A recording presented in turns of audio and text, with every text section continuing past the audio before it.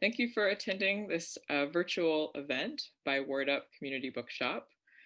During this event, feel free to add comments in the chat panel, which you can access by clicking the chat button at the bottom of your screen. If you have any questions, please click the Q&A button and put the questions there so that questions don't get lost in the chat. Word Up is a bookshop and art space run by local residents, many of whom are volunteers.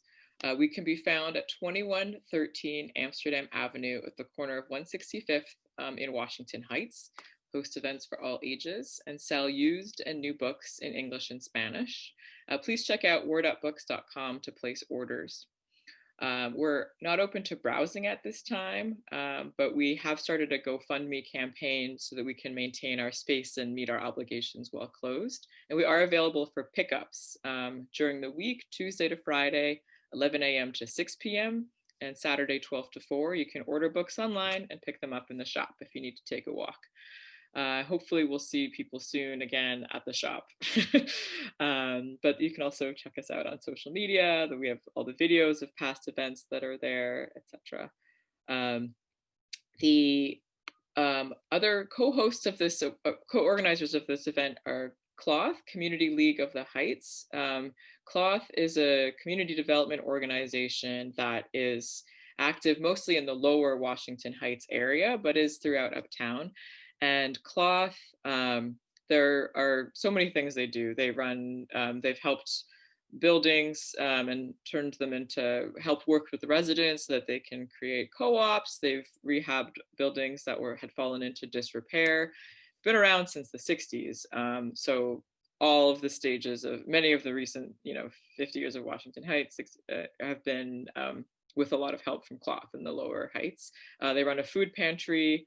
They have a school. There's a tech center. There's, all kinds of things. And this morning there was a big tree lighting at the corner of 157th and Broadway that they organized for just the delight of the neighbors.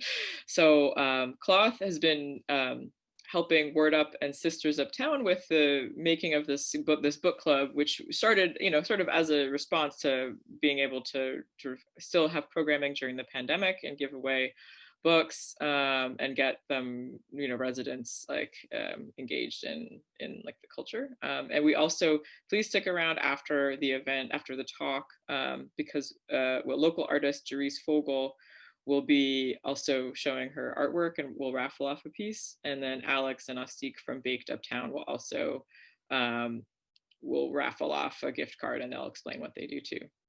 I'm turning it over to Memphis now to introduce Sandra and to fill in any gaps of things I forgot. Well, one thing is that you can pick up a copy of Sandra's book at our website, but that's, it's very cool, Fixation, and we'll be getting into that today. Sandra Goldmark is a designer, teacher, and entrepreneur whose work focuses on circular economy solutions to overconsumption and climate change.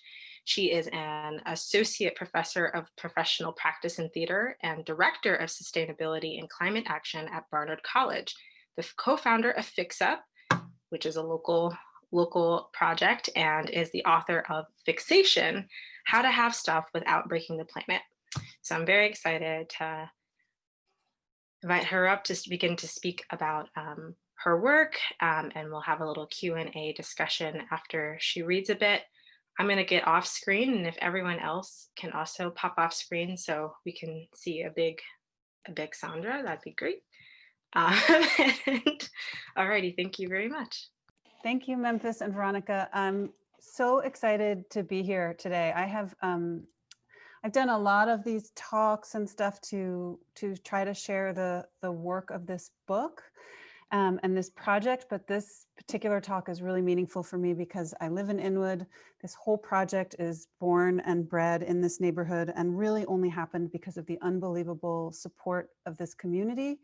And in fact, specifically, Veronica, we had a meeting very, very early during this whole pop-up repair journey. And I remember her giving me wonderful advice about how to think about starting a project like this. So really special for me to kind of share the work back 7 years later, almost 8 years later. And I hope this work is not done. I hope this is part of an ongoing conversation about how we tackle these questions as a community and at the big level as well.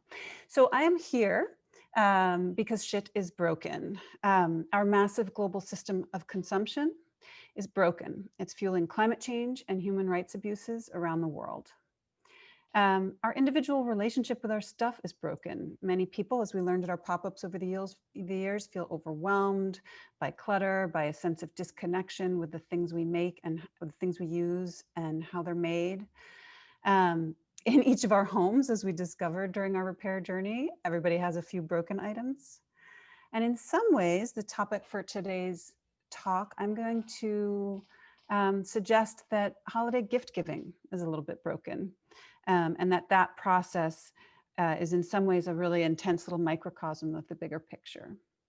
But I'm also here to say that despite all of this broken stuff we see all around us, I 100% believe that we have the tools and that we can fix it, that we can build a better system of consumption, we can live in a way that accords with our values and that is sustainable and equitable, and that we can quite literally fix some broken shit. So here is what we'll do today. I'm going to talk a little bit about gifts, just because it is in fact that time of year. I'm going to share a little bit of the story behind Fixation, my new book. And I'm going to talk about the simple steps, hopefully simple steps that I lay out in the book. These are steps that can be approached from the individual, the business, or the policy level. And we'll go through these a little bit more in detail. So first, I wanted to pause a moment, since it is the beginning of December and it is a big holiday season for many people in this country, a time of year when we give gifts. They say that gifts are a love language. And I thought it's important to pause a moment and think about what we're actually saying with that language. So on the perhaps less cheerful side, each year, this is cheerful, we try to choose gifts that communicate our love and appreciation. At the same time, every year, businesses in this country make a push to increase sales. The average American household spends roughly $1,000 per year on holiday gifts, which is about $730 billion total in the United States annually. And while it can feel sort of churlish or grinchy to say so, especially if you're sitting around surrounded by new bathrobes or lovingly chosen neckties, those gifts are in fact part of a larger pattern of manufacture and consumption that is implicated in climate change and human rights abuses around the world. 45% of greenhouse gas emissions can be attributed to consumption. That's food and stuff. 50 to 80% of land, material, and water impacts can be attributed to our stuff. And human rights abuses, the most famous perhaps is Rana Plaza, the collapse of the garment factory, but that is just the standout of a broad system where largely the objects we buy in this country are made overseas by people of color, often women, usually paid a very, very low wage. There is more, though, to this question of gifts and consumption. Gifts are part of our larger story. They're part of our culture. They're part of our identity. They are a form of communication, helping to express emotions, kinship ties, obligations, status in cultures around the world. I found this beautiful quotation from the anthropologist Yunsheng Yan, who writes, writing about the Maori actually, she writes that according to the Maori, to receive a gift is also to receive a part of the gift giver's own spiritual essence. Another way to think about it, I mentioned the term love languages before, which comes from a writer named Gary Chapman, who says that gifts are visual symbols of love. So I just want to pause here and acknowledge that this is huge, right? I just talked about like global patterns of consumption and visual symbols of our love, and how this process of exchanging gifts is tied to these really broad societal problems and these really deep individual and cultural markers and patterns, it can be super overwhelming, right? Just to add to that overwhelm, let's just go there for a minute. In some ways, talking about rethinking consumption patterns around the holidays is a little bit like thinking about changing your diet right before Thanksgiving dinner. Like, it's an emotionally fraught time of year. It's full of ritual and obligation and emotions. It's not an easy time to make changes. But at the same time, I wanted to offer the idea that even though it may not be an easy time to make changes or to think about some of these complex systems and questions, it is a time to talk about them and begin the process, because we don't have any time to waste on these issues. The time is now. So I thought I would move on here and share a little bit of the story behind the book, Behind Fixation, to hopefully help us open up and unpack some ideas and themes that might be useful as we all talk about consumption at all of those levels: individual, business, policy, global, environmental, social. Because there are ways, I hope, to simplify and clarify this really complex topic. So the beginning of the story is 7 years ago, 2013. I was home here in Inwood, and a bunch of stuff broke in my house. A toaster, a vacuum, a lamp, a backpack. This made me really crazy. I felt like, granted, I was home on maternity leave and was very sleep deprived, but I felt like this system just made no sense. I felt like I was kind of at the end of my rope. I became very obsessed with this idea of repair. Why couldn't I get all those broken items in my home fixed? Why was it so hard? I knew that because I work in theater, it is possible to fix these things. We do them all the time. I'm a theatrical set designer. And I thought, why is it so impossible for me to just get my toaster fixed? So very logically, I sat down at my computer and I wrote a letter to Walmart to try to convince them to open a repair shop in the corner of every single Walmart. And I was just ready to hit send. I showed the letter to my husband, Michael, and he was very supportive, but suggested gently, perhaps, that we might consider gathering a little bit more data, that Walmart might not open my email from a random New York set designer and change their global business model as a result of my letter. So I thought, okay, fine, maybe. For now, I'll pause on my letter to Walmart, but let's go get some data. So we, through a wonderful series of events, opened our first little pop-up repair shop. We decided that if Walmart wasn't ready to open repair shops in every store, we would try to start right here in Inwood. So Manny from Dictor Pharmacy rented us a very small empty storefront that he had at the time for 1 month. We got a bunch of theater colleagues together to help us fix things. And we opened up our little store. This is our video. We were not sure if anyone was going to show up. We were not sure if we were going to be able to fix things, and we were not sure how much to charge. And we did want to charge for the service for reasons I'll get into later. But we did it. So we opened the shop. We were pleasantly surprised to find out that people did show up. We could fix things. So with our little team of backstage theater artisans, we wound up fixing all kinds of stuff. Lamps, toasters, vacuums. There's a stuffed lobster. And people showed up in droves. The community was really excited, and they were interested in helping us ask these questions. What is repair in today's economy? What is the work of this type of artisan worth? Can we pay? Can you pay a living wage in New York for people to fix things? So after that first shop, which was a huge, wonderful experiment and a really energizing experience, we decided to keep going. Over 7 years, we ran about 2 or 3 shops per year and dozens of educational events. We worked with partners like Patagonia, Grow NYC, local businesses. We just kept going. We fixed over 2,500 objects. As I said, all different kinds of household things. We fixed about 85% of them successfully, and we did a lot of research about what we couldn't fix and why. We started turning a very, very small profit, which to me was absolutely fascinating given our tiny scale and our incredibly high operating costs. The idea that it might be possible actually to incorporate repair into a business model in 2020 with some interesting tweaks to the structure. We diverted about 10,000 pounds of waste from landfill in terms of the objects that we fixed, and as much as 40 to 60 times that amount in waste averted from new manufacturing, i.e. all of the objects that were not manufactured because we fixed something else. The press started being interested in our little repair shops. We realized we had sort of hit a nerve. Most importantly, we learned from our customers that we had hit a nerve. People would come into our shop. It was very fun. They would bring their lamp or their chair or their backpack, and they would put it on the desk. And they didn't just, say, oh, can you fix this? Bye-bye. They would stay and talk with us.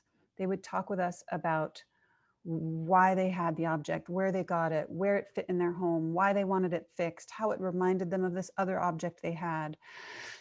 And I realized in listening to them that this was about way more than repair. This was about way more than consumption. And this was even about more than the problems of pollution and climate change. There was a story here about stuff, about our relationship with the things that surround us.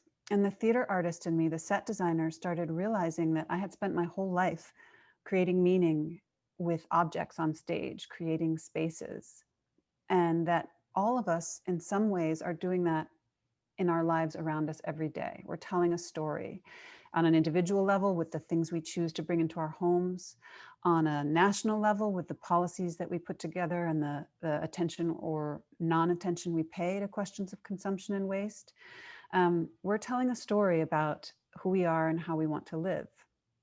So I started getting really interested in that story, and much to my surprise, I wrote a book about it, which is surprising to me because I was a theatrical set designer and I never thought of myself as a writer, but it was fun.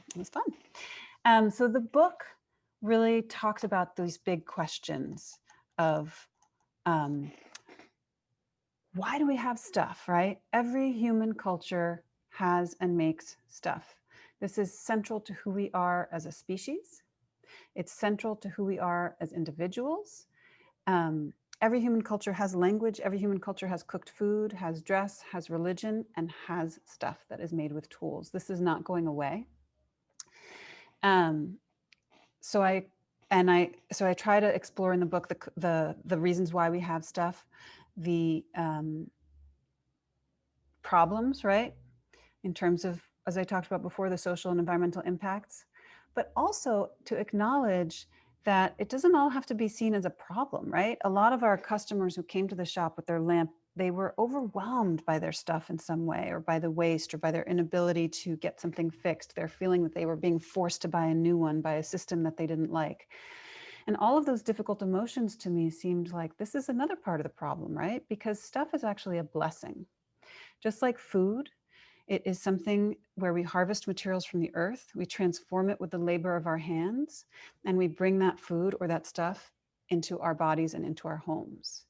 So everything that surrounds us, everything that helps us survive is a blessing and can be a source of joy, right? So I started trying to think about how we could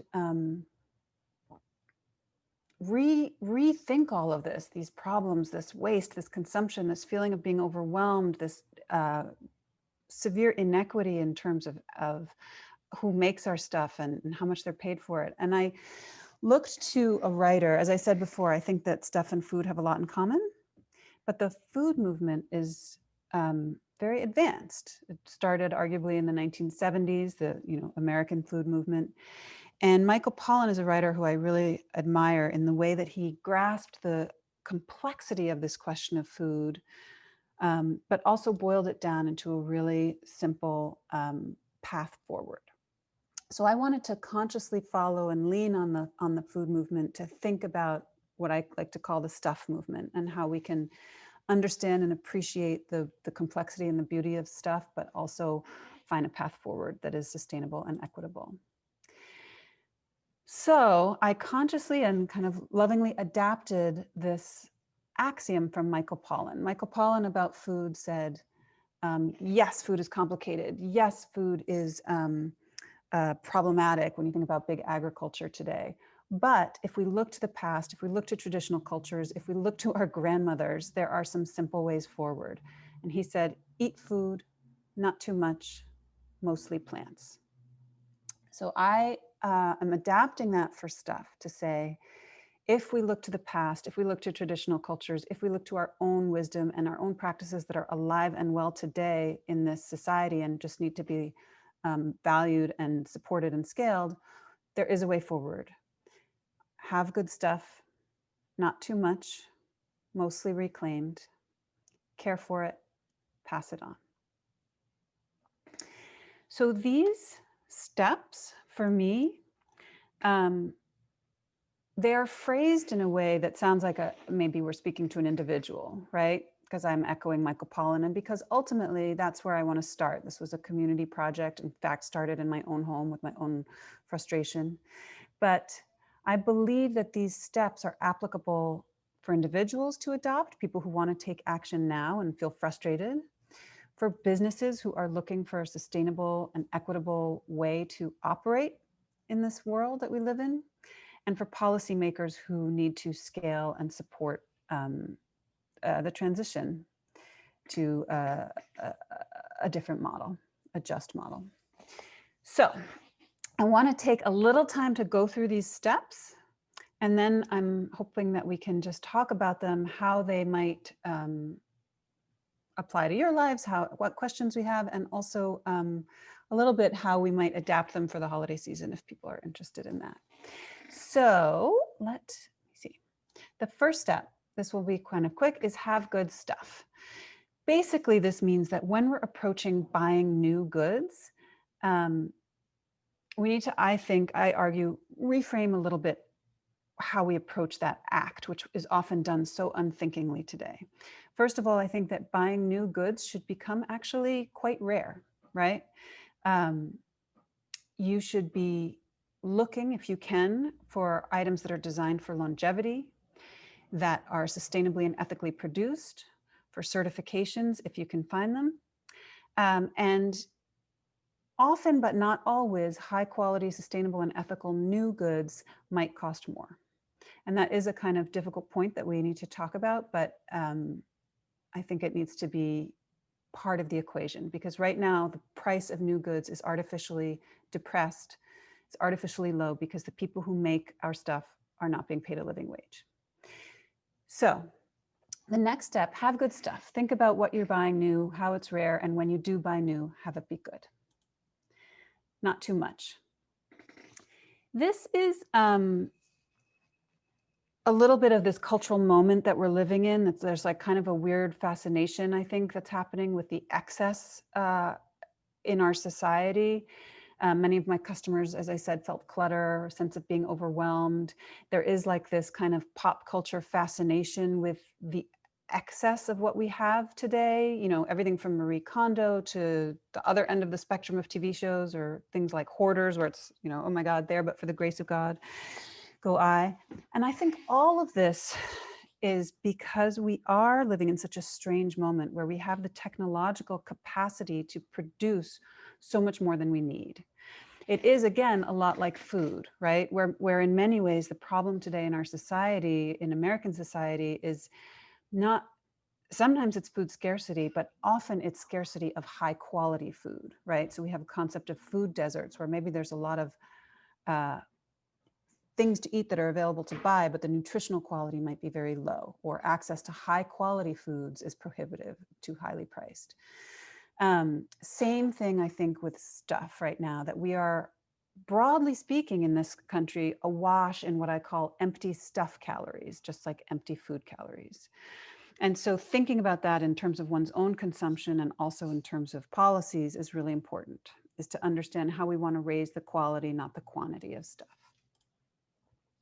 Mostly reclaimed. So this step is analogous to the Michael Pollan step of mostly plants, also analogous in the sense that it takes a little effort to do what I call rebalancing one's stuff diet. The reason I point this out, especially for individuals, is first of all, buying used instead of new is the single most impactful thing that you can do in terms of your personal consumption. a shirt like the one here, a new shirt, buying a used shirt instead of new can avoid the release of approximately 2.8 kilograms of CO2 equivalent. That's not a huge amount of CO2, but there are 880 million shirts, roughly speaking, that are sold in the United States today. So buying used instead of new really adds up. It's also something that I think is an important part of the conversation about access, right? As we begin to increase and support our systems of reuse, we create access to higher quality goods for more people. At almost every income level, if you are buying something used, you can get a higher quality item than you would be if you buy new. So this is also like part of what I was talking about before in terms of buying new.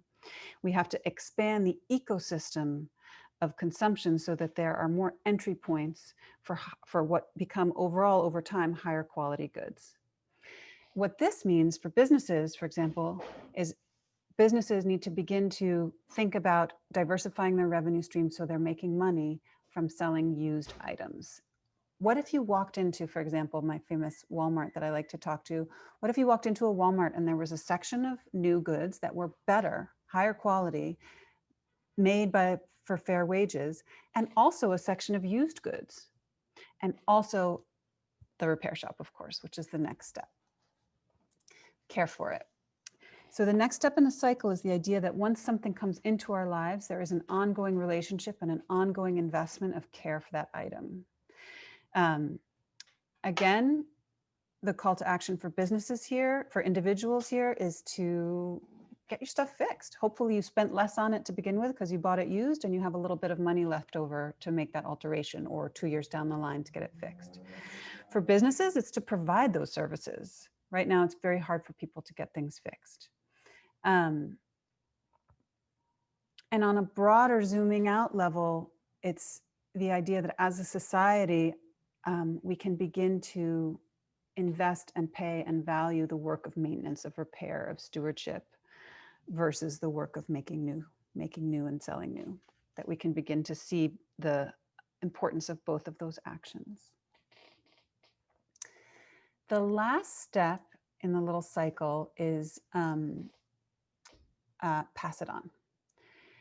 The idea being that our relationship, our investment with an object, our obligation to it in some ways, at the end, when we are in fact done with it, is to pass it on, to find it a new home, to give it to someone who can use it, to sell it on Facebook Marketplace, to donate it.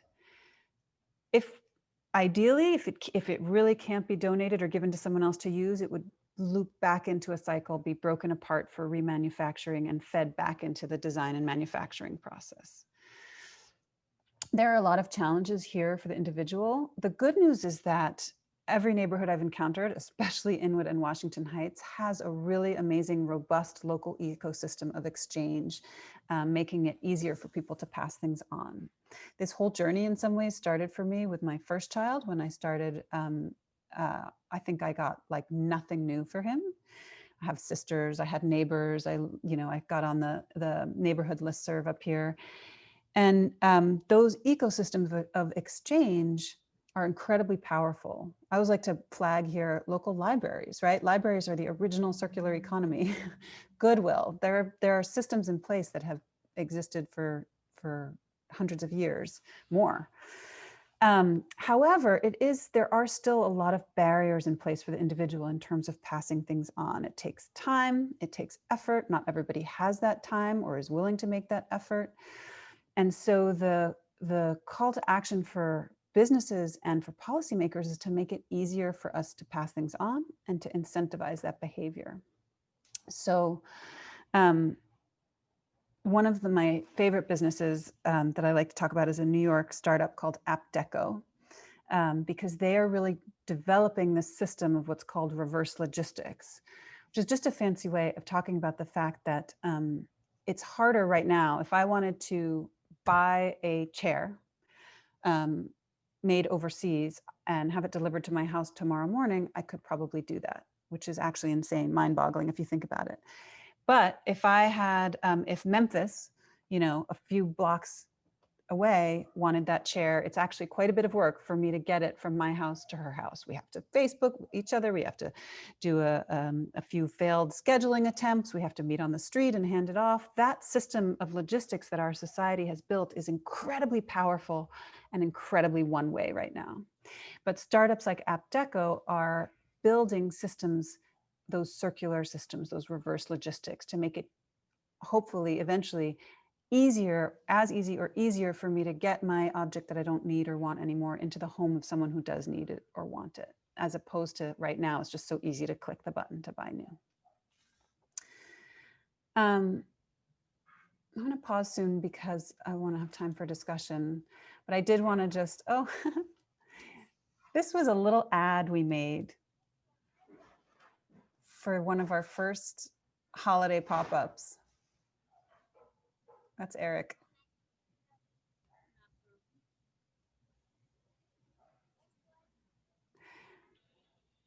And I wanted to share it because it was so long ago. We're not going to be at the markets this year.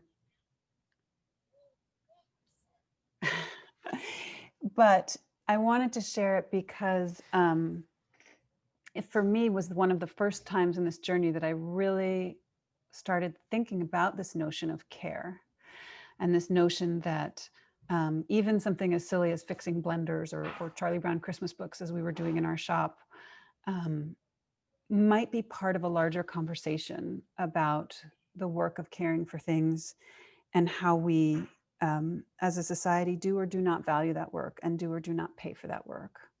And that's why, as I said earlier, we always charged for our repair services in our shop, because we were curious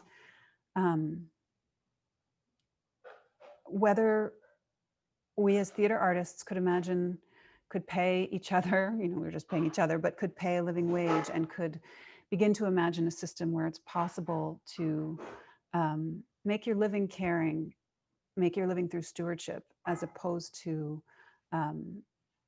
so many systems today are really focused on extracting and making new things. So, oh, how do I go forward? We don't need to watch that again. That is what I wanted to share today.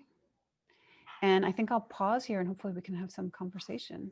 Hi, for people who are just coming in, I'm Memphis, and I'll just be joining Sandra briefly for the Q&A portion of today. Thank you. Thank you for kind of walking us through the various steps and getting us thinking about how we're circulating or recirculating the stuff in our lives, and thinking about resources. And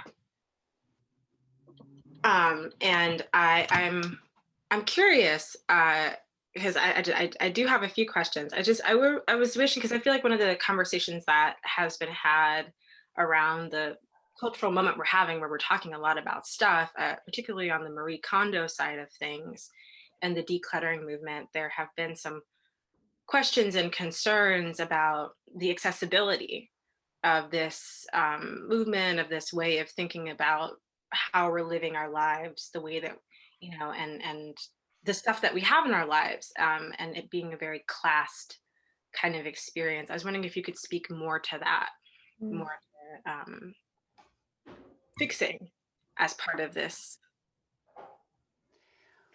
Well, the idea, so I feel like there's like maybe a couple questions in there, or a couple ideas that I'm interested in there. One is that question of like, is sustainability or non-clutter or sustainable consumption, is that, or should it be like a kind of inaccessible thing, right? Is that something you need to pay for? Is it something that is like only for a certain segment of society? And I, for one, I personally definitely think no. I think that feeling in some ways comes from, there's this whole like sort of baggage and history when we think about sustainability and green products, as they're like always more expensive and they're only for like privileged few who can afford them. And that is true for certain products, for sure. There are certain like sustainable products that are more expensive, and I think we need to talk about that. But on the other hand, I think I think it's really important to acknowledge that some of these practices are ancient, are not really like only accessible to people with high income necessarily, and are practiced robustly by people at all kind of income levels through our society, right? Like if you think about the circular economy and sharing and reuse, as I said, like that's one of the most powerful tools at our disposal. And it's a tool that's you know, in some ways maybe associated with low income communities, but I think then we all need to start adopting that tomorrow. In fact, it's one of my big criticisms of any kind of attempt at dealing with clutter is if you're only donating and not buying used, like you do not, it's not enough. You have to buy used in order to close the loop. So donating is great. It's not enough.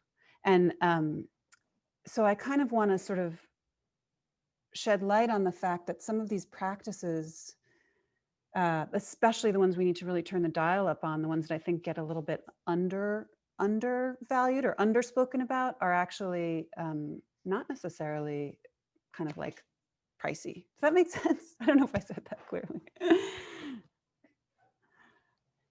No, absolutely, absolutely. I mean, I think what you were speaking to about how mutual aid, like there's this whole conversation on mutual aid that came up during COVID. And it was these strategies that are typically associated with lower class people and people with less resource privilege. And that being actually what we should be returning to. Thank you. I'm wondering, does anybody else have any other questions before I ask one? Yes, the international, sadly though, should I read what Mari wrote? Yes, please. Sorry, Mari was writing about growing up in other countries and these patterns of consumption and repair, in fact, being more alive and well in many other countries, which is true. However, sadly, as we are exporting our patterns of consumption, just like we're exporting American patterns of agriculture and food consumption, those practices are also dying in other countries. Like it's just part and parcel of the kind of, when you start adopting, like I remember I lived in South America for a while, and there was like a big, it was called a hyper store, like a big giant big box store. And this was in 1999. It was one of the first big box stores that opened in that city. And it was like, everybody started rushing towards it. And all of the, of course, local business people and local repair providers were, you know, are impacted by that. So that cycle that we've gone through in this country is getting replicated. Yeah. And yeah, no, it's definitely a, sorry, I'm just also, there are more comments coming in the chat, which are definitely part of the conversation.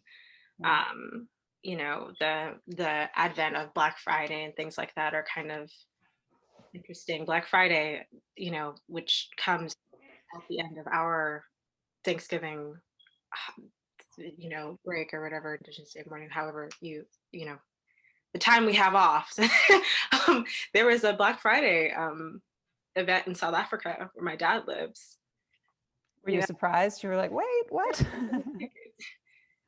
No, even it doesn't even participate in the fiction of a Thanksgiving. Oh, right.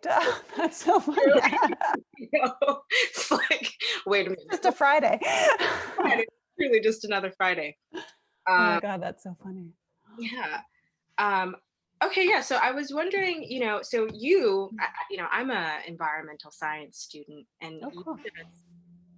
you just took on a position at Barnard, working on sustainability and other things. I'm wondering if you could speak more to how education and working in higher ed, how that might inform some of your thinking around this. I mean, and communicating these ideas to populations of a variety of backgrounds, you know, and making them understood, you know, from the difference in that setting and maybe a neighborhood repair shop, and how you communicate these ideas. So what Memphis is referring to is I teach at Barnard College, and I about 3 years ago took on an additional role there called Director of Sustainability and Climate Action. So in some ways it's like a typical campus sustainability director trying to like figure out emissions reduction and all that stuff, which is, you know, not nothing.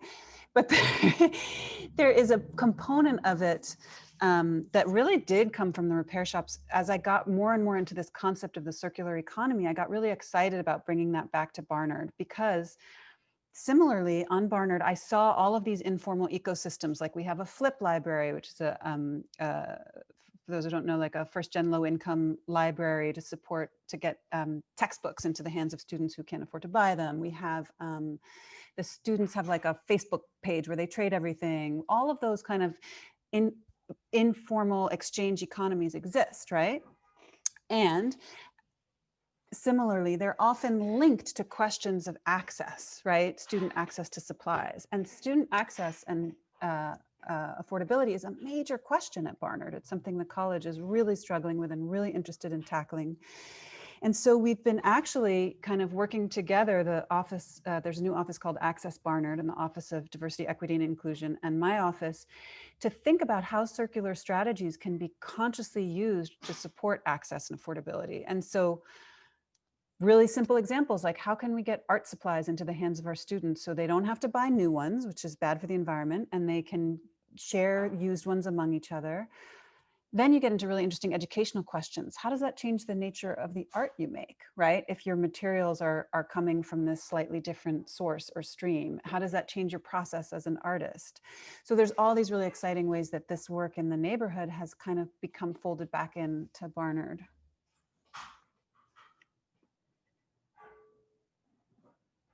Thank you. Thank you to speaking to that.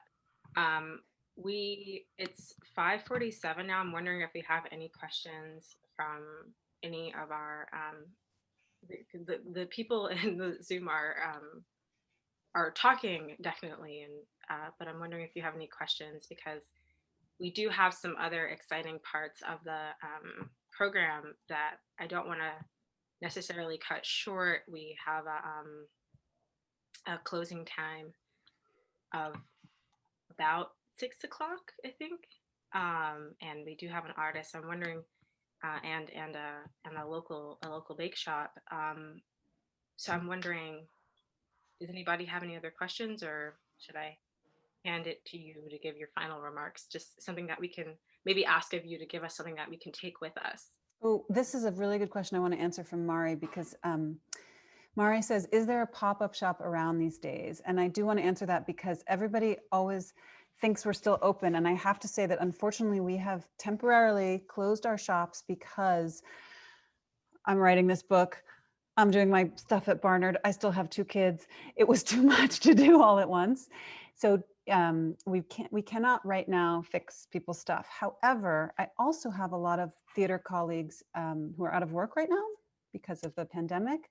And I am slowly working on seeing if I can find a way to do a little bit of matchmaking between some of those backstage theater artisans and people with broken stuff. So basically I'm trying to see if I can set it up so I don't have to do all the fixing myself, because I can't, because I have to pay attention to my kids. But if we build that, I will definitely share it with this community. So thank you all so much for coming, and thank you, Memphis, for your questions. I'm so curious to see the next sharers. Well, thank you. Thank you so much. Oh, Ellen has one good thing. Let's tie it back. This will tie it up. Gifts. It's about gifts. So my suggestion for gifts is to think about these steps as you're thinking about both giving and receiving, right? If you're giving something new, can you apply the logic of like, is this really good? Is this worth giving? Can I give just one thing and pay a little more for it so that it's good? Can I give used things? Can I convince people to give me used things, which, believe it or not, is hard? Can I give a gift of care? Right? Can I offer to do some act of service? My husband rather beautifully always does like little fix-it jobs for my mother around the house as a gift. Like he'll give her a little gift certificate and fix her cabinet hinges. And can you find ways to pass things on? Like, can you give something that you already own? I guess that's giving used. But so that's my hope, is that for the holiday season, we can each think as we give and receive how to apply these little ideas. Thank you. That's such great advice. I really appreciate your words and what you've shared today. This is one of those things that we want to keep talking about, keep thinking about, as the issue kind of only grows, and the needs that we all have we have a way of meeting them together. So thank you for bringing the circular economy into our conversation as a community and continuing the work. And you can get fixation.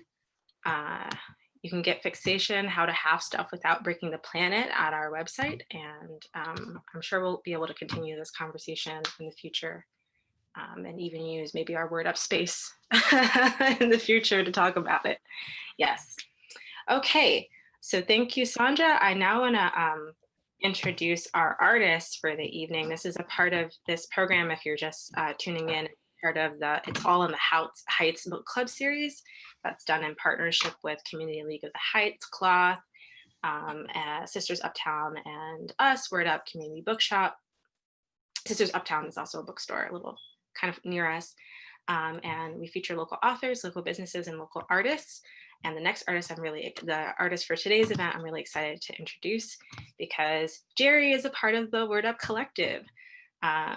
So if you could pop up on screen so we can see you. Thank you. Jerice, sorry, official name. Jerice is a working artist who you can find at www.jerice.com and jerice.etsy.com. And jack of all trades, master of a couple, who lives in Washington Heights. Jerry works by hand sketching, paper cutting, lettering, doing Jewish artwork, and more, and has an ongoing series of paper cut portraits of heroes, sheroes, including Black Lives Matter portraits. Please ask to receive any of these prints for free if you're interested. And Jerry also created comics for the first time in Ellen Lindner's awesome Word Up sponsored comics courses, and those are really exciting. And in her other life, Jerry completed a PhD at Columbia University and has taught Greek, Latin, and ancient history and culture since 1994. In her other life, Jerry's directed and performed in lots of Greek plays and even some regular ones. So I'm gonna now pass over the mic to Jerry. Thank you for being our artist today. Thank you, Memphis.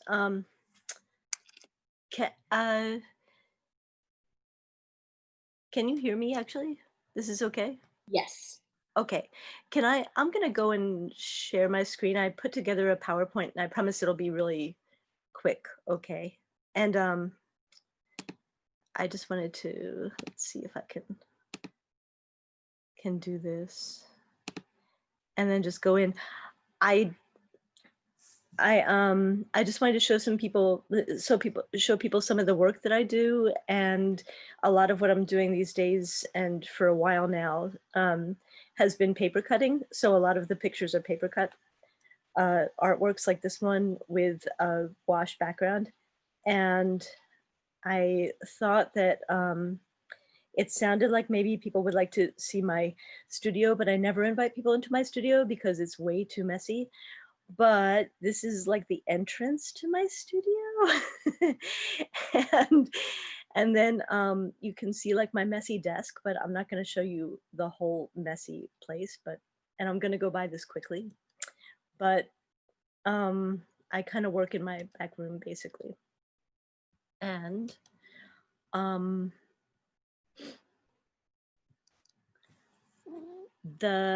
these are just like things that I have around my workspace that I created. This one was this summer in a workshop for kids where we made these big, beautiful fish for, out of scrap paper and such. And it was just really fun to do. So I wanted to include that. I'm not exactly sure what people would like to know. This is things I started as a calligrapher, so a lot of the inspiration that I put up on my walls is probably quotations and words, and a lot of the stuff that I wind up doing for other people involves words in some way, and so lettering and paper artwork. I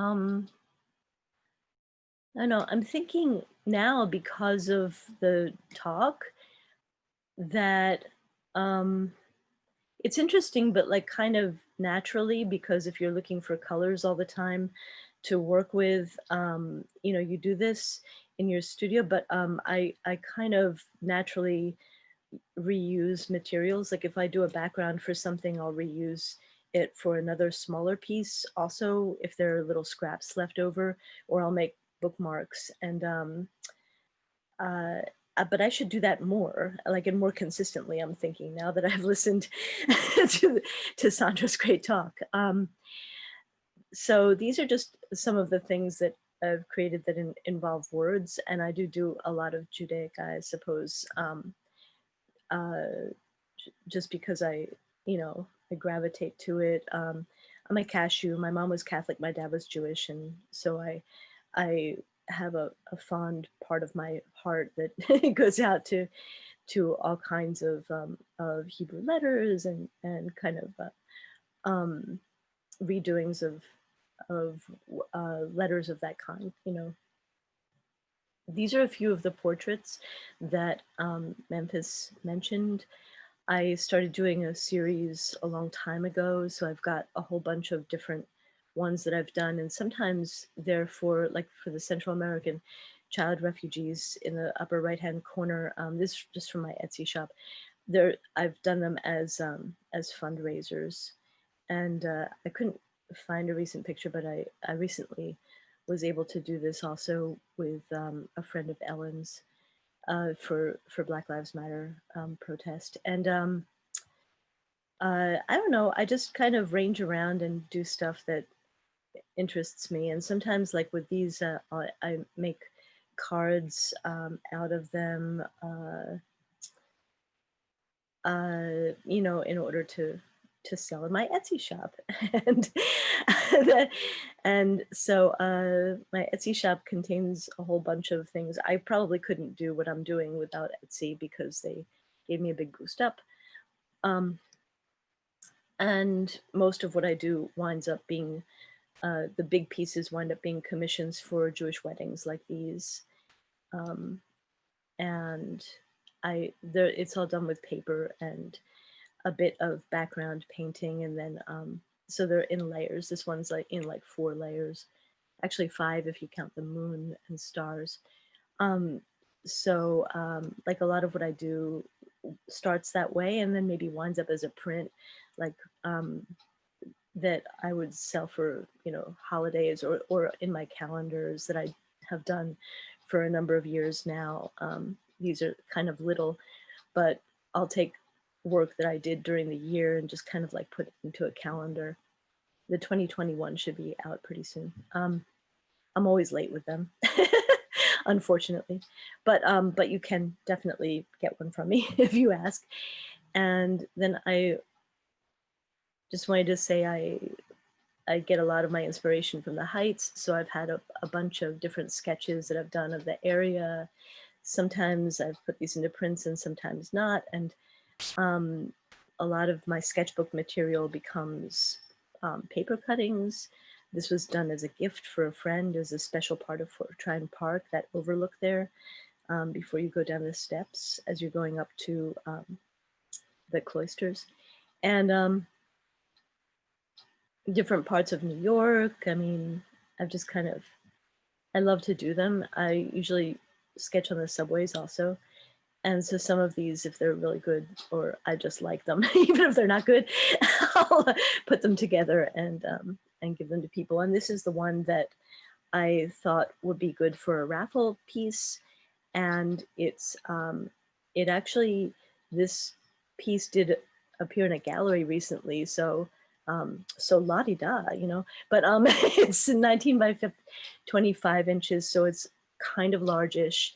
And it's a framed piece that started with my looking, I mean, you know, you can probably see this is like the you know, right around the Dykeman stop on the one. So I just kind of, you know, wanted to do a little homage to the neighborhood, and this is what it was. So that's it, and that's for me. That's it for me. Wow, Therese. I've seen so much of your work, but I think that I still am so wowed. Whenever I see new work I haven't seen before in different styles. I'm Veronica, for anyone who wasn't here earlier, and I'm here to do the raffle for Jerice's work. Cool. Yay. Thank you for Jerice for sharing. Thank you. You have to be present to win. And so you're gonna win the Dancing in the Hood. Oops. Sorry. Nancy, are you here, Nancy? Nancy, you are the winner. Nancy, if I don't have your email address, if you didn't register through, okay, Nancy, you're here. If you registered through With Friends, then I'll have your email. But if it's a mysterious email address where it isn't clear that your name is Nancy, then please just share your email in the chat. Thank you. How exciting. I'm so jealous. When I saw that, I was like, oh, I wish I could join. Thank you all who are still here. And our next presentation is from Baked Uptown. I think that Alex is in the house and maybe Austik will be there soon. Oh, Austik is there too. And so Baked Uptown, let us know what you do, and then I'll come back and raffle off with the salad spinner. Awesome, thank you so much. So first, thank you to all the panelists that already spoke, and to Word Up and Cloth for inviting us to be a part of this event. My name is Alex, and this is my girlfriend and partner, Austik. Hello. And there's our little mascot right here, Nola. Say hi, Nola. We're both educators and we live in the Heights. I was born and raised here. I teach in East Harlem. I teach mathematics to middle school, and Austik teaches English in the Bronx to 7th grade. We started Baked Uptown back in August. We were just really trying to find a way to share our love for baking and also find ways to give back to the community. Word Up was incredibly gracious, and they allowed us to do some tabling outside. I think this was back like at the end of August, when Uptown Fridge was launching their fridge just outside of Word Up. So if you haven't heard of Uptown Fridge, please look them up. They're doing incredible work in the community. And our mission really centers around the idea of giving back to the community. It's our slogan, I guess, is community first.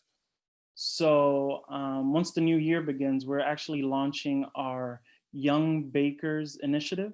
So we're actually hosting a fundraiser December 19. One of our friends, she's a yoga instructor. All proceeds will go towards this initiative. I'll share my screen. I guess I can show some of our goodies. Our website is up. It's bakeduptown.com. And we offer cookies, macarons, different cakes. We have a carrot cake here. We also offer red velvet. That's been super popular.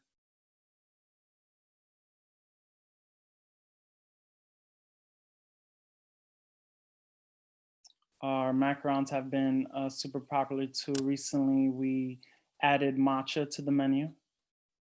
And I don't know if you can see these cookies at the bottom, but we offer chocolate chip walnut, and we also do have a vegan option on the menu. Our goal is to find a commercial space and a physical location sometime in the future, but things are incredibly expensive. So I guess one step at a time. We're just trying to get our name out there and find community partners. Yeah, did you want to add anything? No, I mean, we just want to contribute to, I guess, like the food landscape in Uptown, which, you know, there are things there, but there are also some scarcity in some areas. So we wanted to try and add like our own little stamp to the community.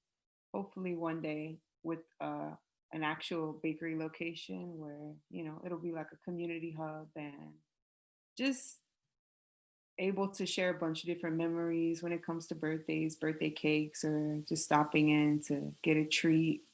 Yeah. Yeah.